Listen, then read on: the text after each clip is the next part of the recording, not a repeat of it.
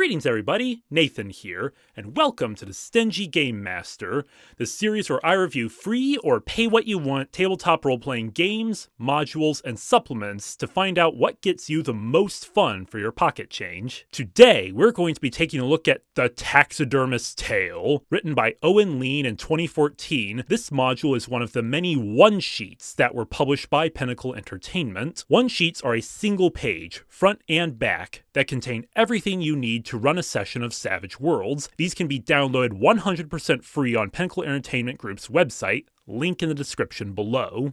This one sheet is a blast, opening with a creepy twist on a classic Wild West bounty hunt that ends with a freaky climax starring one of my favorite Deadlands villains. This is the first published adventure for Deadlands that I read for myself and has a special place in my heart. But first, I must remind you that here there be spoilers.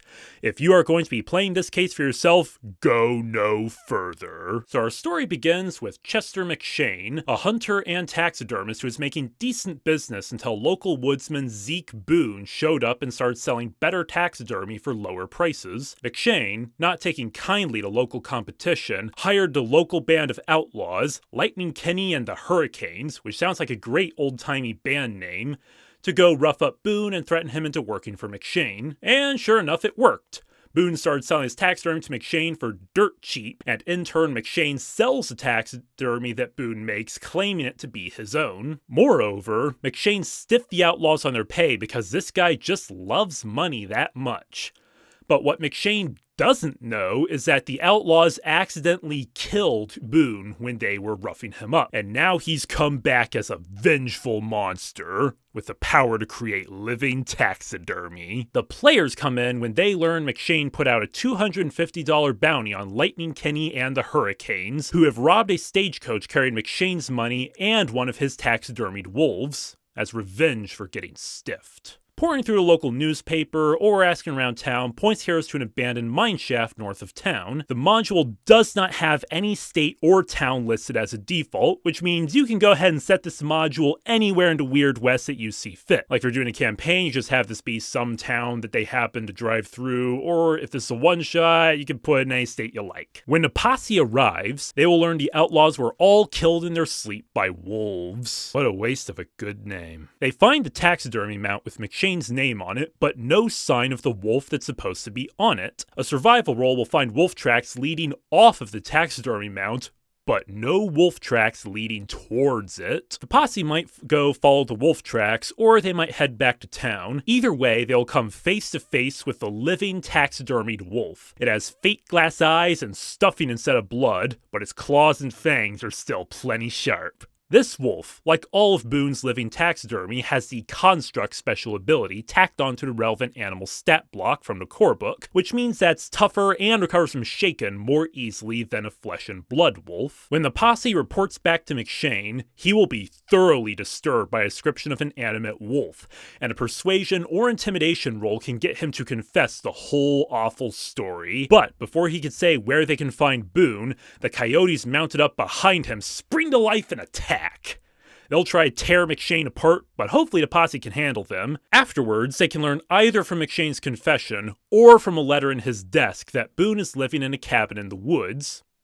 Never saw that movie. There is one potential problem I see at this juncture. There's not much of a reason to go to Boone's cabin, which is where the climax of the adventure is supposed to take place. A not-so-heroic posse might not care enough to go check on Zeke Boone if they already got paid, which means Zeke Boone will still be making his evil taxidermy out in his cabin, which is fine as an ending if you're doing this as part of a campaign. It's just a side quest. But if this is supposed to be a one-shot, then that might feel a little anticlimactic to end things here. If you want to motivate the crew further, you might have McShane offer additional pay to go put a stop to Zeke. McShane may be a greedy scumbag, but he never wanted to kill Boone. His guilty conscience could outweigh his stinginess just this once. Alternatively, when the players are looking for the bandits at the start of this game, you might add some rumors that local wildlife has been disappearing at alarming rates. This will foreshadow Boone's hunting wild animals for his twisted taxidermy. You can even have the town put out a bounty on some legendary beast that's been killing the animals. If they realize that Boone is the legendary beast with a bounty on his head, a posse seeking either money or glory will jump at the opportunity. Whatever their motivation, the party will eventually reach Boone's cabin. The official adventure doesn't come with any map since it's only a one-sheet, but Cosmic Cartographer on DeviantArt made a sweet map, link in the description below. Boone's cabin is stuffed with taxidermied animals. We got a bear, a wolf, an alligator, a bison, and even a rattlesnake with arsenic in its venom glands. All of these animals will come to life as soon as someone enters the cabin, prompting fear rolls from your posse. The crown jewel of this menagerie is the ceiling, which is covered in taxidermied owls that will shriek at intruders, making an intimidation test against all posse members standing inside the cabin. Fun story, I ran the taxidermist tale in an online game, and the players were sufficiently freaked out by this picture I pulled off of Google Images. Like, even I was disturbed by how easy this was to find on Google. Anyway, one of my buddies decided to be helpful and found a video of owls shrieking on YouTube, just to get the audio source. I downloaded it, put 5 copies of the track on Roll20 because there were 5 shrieking owls in the stat block, set them all on loop, and we quickly figured out why our characters were making spirit rolls so often.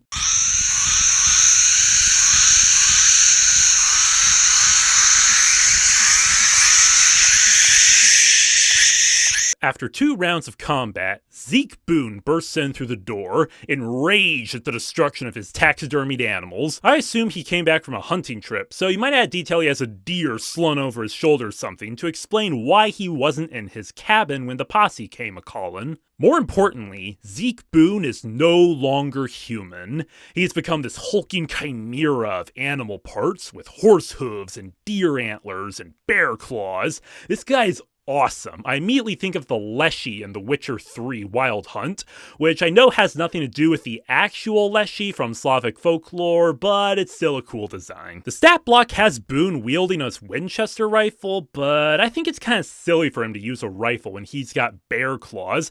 Does he even have thumbs anymore? The description even says he's become more beast than human now, so I just removed the rifle and had him rely exclusively on claw and horn attacks. Plus, this fight takes place in a log cabin. Close quarters combat is going to be the order of the day here. Rifle's range really isn't going to do all that much. After Boone is defeated, that's where the module ends. It doesn't say what happens to his taxidermy if Boone dies, I just had them all die with him, classic evil wizard style. But like I said earlier, this one-shot is a blast. I just love how little it takes to build a whole adventure. It's literally just 1 page, front and back, and that's all the plot you need, and it's completely free. D&D would charge you $20 just to look at one of their adventures, but Pinnacle Entertainment has gone out of their way to post all of these one-sheets as promotional materials that just let you jump into the game quick and easy. Thanks for watching this review. If you like it and want to see more videos like it, I'm afraid this is the first in a series, so I can't really help you right now. But if you want to see more videos like this in the future, go ahead and hit that subscribe button, maybe like and comment while you're around there. And until next time, everybody, y'all have fun.